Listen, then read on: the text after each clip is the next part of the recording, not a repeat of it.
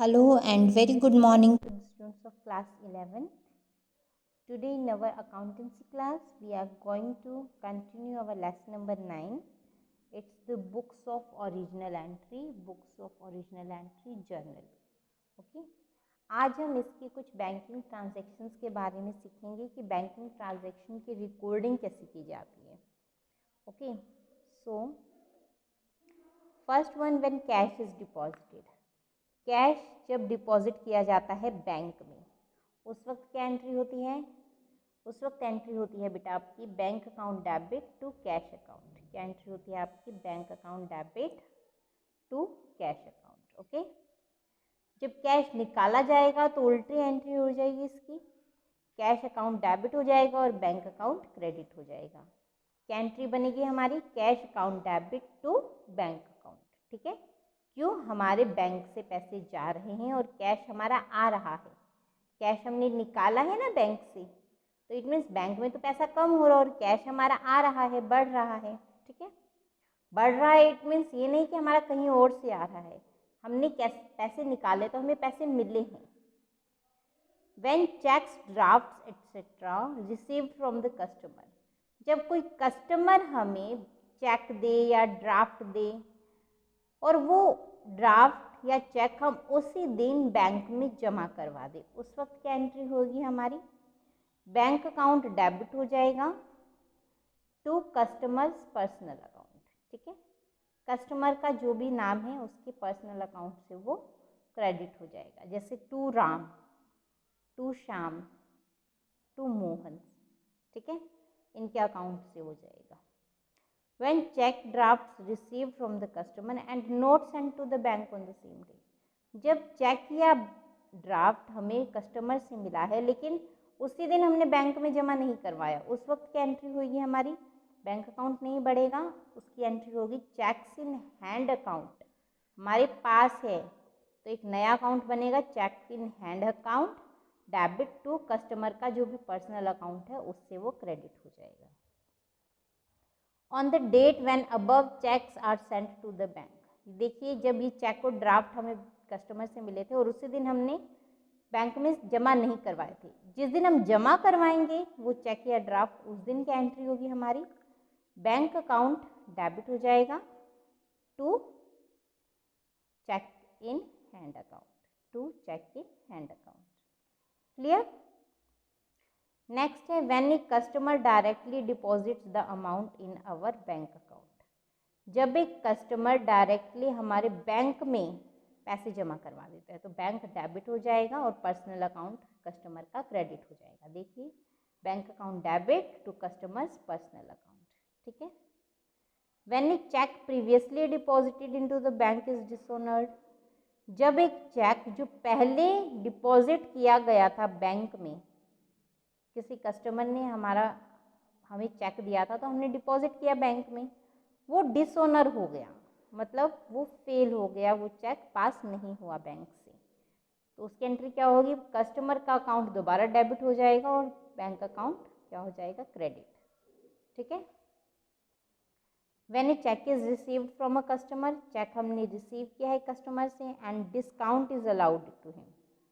हमने उसको डिस्काउंट दिया है if the cheque is deposit in the bank in the same day, और वही चेक हमने उसी दिन बैंक में जमा करवा दिया, तो क्या एंट्री होगी इसकी? बैंक अकाउंट डेबिट हो जाएगा. ठीक है.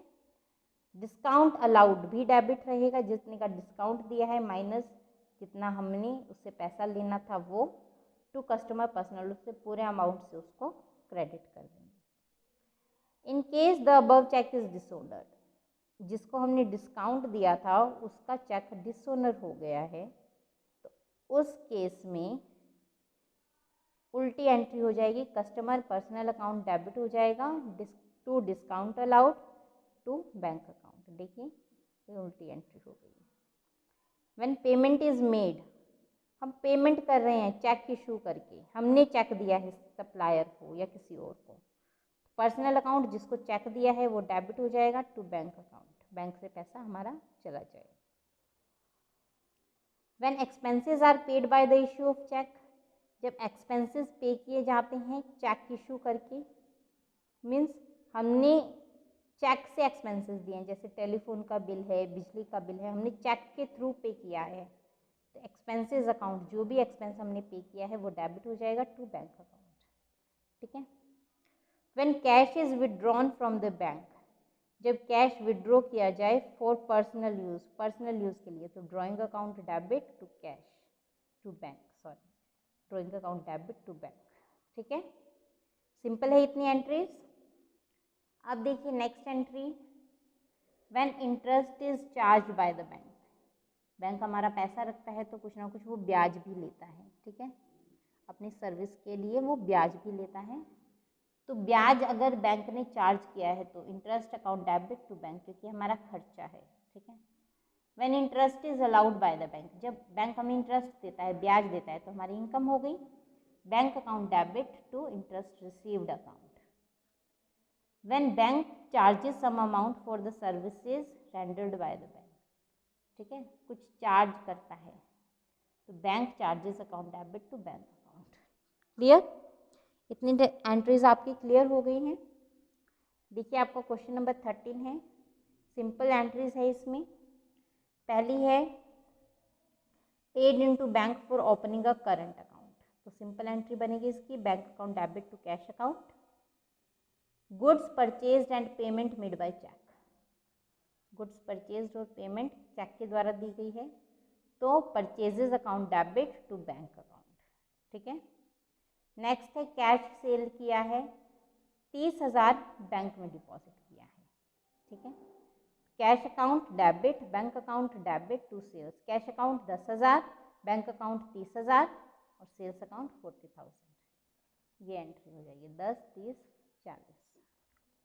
ठीक है, प्राइवेट यूज़ के लिए पैसे निकालने हैं, जितने भी पैसे निकालने हैं तो drawings account debit to cash, अगर बैंक में से निकाले होते तो टू बैंक होता। विड्रॉन फ्रॉम बैंक, देखिए अगले में बैंक में से निकाले हैं तो drawings account debit to bank. Placed on fixed deposit account at bank by transferring from current account, मतलब करंट अकाउंट से ट्रांसफर करके कहाँ पैसा जमा करवाया गया है, यस फिक्स डिपॉजिट में पैसा जमा करवाया गया है। तो इसमें जो एंट्री बनेगी fix deposit account debit to bank. ठीक है, ये सिंपल एंट्री बनेगी, fix deposit account debit to bank account. Okay, अब देखिए, अब हम करेंगे ओपनिंग एंट्री क्या होती है। देखिए कोई भी फर्म जब अपना बिजनेस स्टार्ट करती है, नए साल में एंट्री करती है, तो नई बुक्स ओपन करने से पहले जो पुराने साल के जो भी अकाउंट्स हैं, जितनी भी एंट्रीज है, उनको क्या करती है, वो कैरी फॉरवर्ड करती है नए साल में। क्यों, पिछले साल का जो स्टॉक है, पिछले साल की जो लैंड एंड मशीनरी है, जो भी चीज़ हमारी असेट्स और लाइबिलिटीज़ हैं, उन सबको हमें कैरी फॉरवर्ड करना होता है। तो इसके अंदर जो फर्स्ट एंट्री की जाती है किसी भी साल की शुरुआत में, जो पहली एंट्री की जाएगी वो कौन सी एंट्री कहलाएगी, opening entry. It is the first entry okay of the year, opening entry होती हैं। इसके अंदर सभी जो असेट्स हैं, accounts of all assets are debited, सभी असेट्स के अकाउंट डेबिट किए जाते हैं, and accounts of all liabilities and capitals are credited. ठीक है, क्योंकि अकाउंट्स, लाइबिलिटीज और कैपिटल्स के क्रेडिटेड इसलिए होते हैं क्योंकि इनका क्रेडिट बैलेंस होता है। अब देखिए कई बार क्या होगा, हमारा कैपिटल गिवन नहीं होगी, कैपिटल अकाउंट में कितना पैसा जमा है, तो हम क्या करेंगे, असेट्स में से लाइबिलिटी माइनस करेंगे, जो भी हमारा बैलेंस आएगा वो हमारी कैपिटल निकल जाएगी। सिमिलरली अगर लाइबिलिटी ज़्यादा है असेट्स से, ठीक है, अगर हमारी लाइबिलिटी 3 लाख है, असेट्स हमारी 2.5 लाख है, तो 50,000 का जो अमाउंट आएगा वो हमारा गुडविल का आएगा। ठीक है, गुडविल हमारी डेबिट होती है हमेशा। क्लियर, इतना आपका क्लियर है। अब हम एक क्वेश्चन देखते हैं। असेट्स हैं, गोपाल 1 अप्रैल को उसकी बुक्स में क्या दिया हुआ है, assets cash, bank, stock, debtors, Ashok, Pawan, Vivek, debtors हैं 3 हैं, मशीनरी, तो ये सब क्या होंगे, डेबिट होंगे। Cash account debit 8,000, bank account debit 20,000, stock account debit 54,000, debtors account debit 47,000। Ashok, Pawan और उनकी अलग अलग करनी है। Machinery account debit 60,000। ठीक है। 2 क्रेडिटर्स चमनलाल, ओमपाल, इन दोनों को अलग अलग करना है। To Chamanlal account, to Ompal account, to Chamanlal to Ompal. और कैपिटल दिया हुआ है 2 लाख की। अब इन दोनों को टोटल करके बैलेंसिंग फिगर देखेंगे। ये मेरे ख्याल से ज़्यादा आ रही है, ये कम आ रही है, तो जो बैलेंसिंग फिगर है वो हमारी गुडविल हो जाएगी। जब लायबिलिटीज़ ज़्यादा हो और असेट्स कम हो तो वो बैलेंसिंग फिगर हमारी गुडविल बन जाती है। ठीक है, देखिए बैलेंसिंग फिगर है गुडविल। क्लियर? सिंपल था। ओपनिंग एंट्री हमने कैसे की है। अब देखिए क्वेश्चन नंबर 14।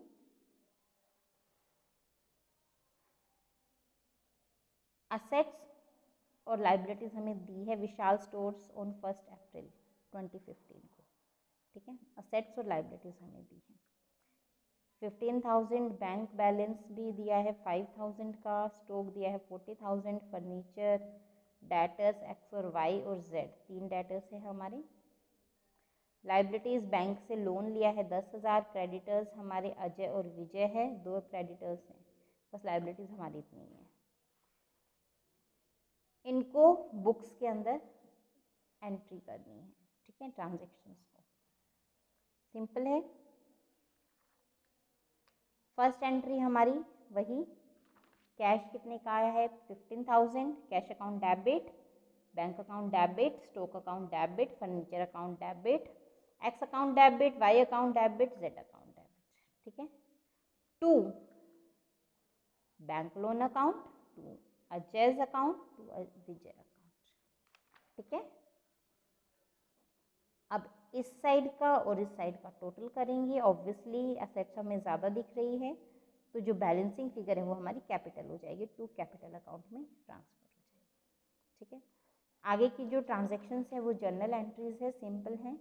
ये सब जर्नल एंट्रीज हम पहले भी कर चुके हैं, कोई इसमें न्यू एंट्री नहीं है, बहुत सिंपल सिंपल एंट्रीज हैं। आप इसकी एंट्री बहुत जर्नल इजीली बना सकते हैं। अगर इनमें कहीं भी कोई कन्फ्यूजन है तो प्लीज़ पूछिएगा। ठीक है, ये सब एंट्रीज हम पहले भी कर चुके हैं। ओके, कुछ स्पेशल एंट्रीज हैं। Some special entries are given. First one is bad debts recovered. देखिए जब बैड डेट्स रिकवर हो जाते हैं, डेटर का अकाउंट हमेशा डेबिट होता है। ठीक है, डेटर का अकाउंट हमेशा डेबिट होता है, तो बैड डेट्स का अकाउंट भी हमारा डेबिट ही होगा।